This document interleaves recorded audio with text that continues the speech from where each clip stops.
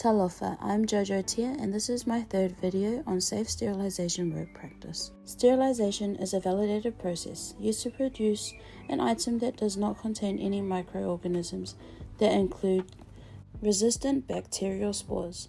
Reusable medical devices that can handle high temperature goes through the steam sterilization.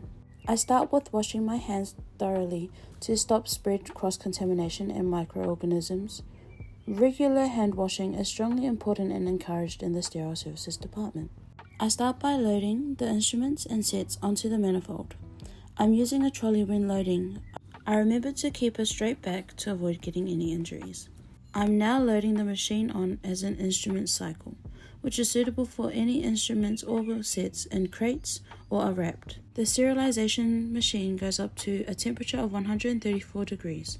By locking the wheels, I'm preventing the instruments from falling off. I check and match that the cycle number of the sterilizer.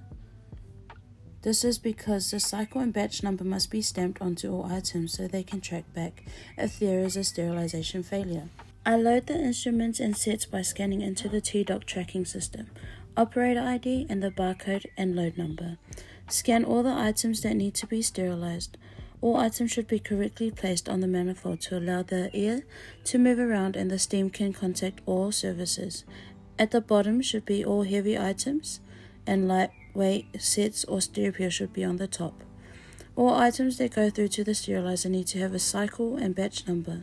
I do this by placing stickers on the packaging. Technicians need to make sure that all the cycle and batch numbers are the same. On the stickers it has the sterilizer it was processed in and the date it was processed on. The sticker indicates a chemical indicator that changes color once sterilized, as well as the chemical indicator that are on the crates. The last form of chemical indicator, this one must be concluded in every load that is processed with the cycle number and the machine number written at the back for the person that's unloading in the other area. After the instruments are loaded and scanned onto the manifold, I then load the manifold onto the loading sterilizer.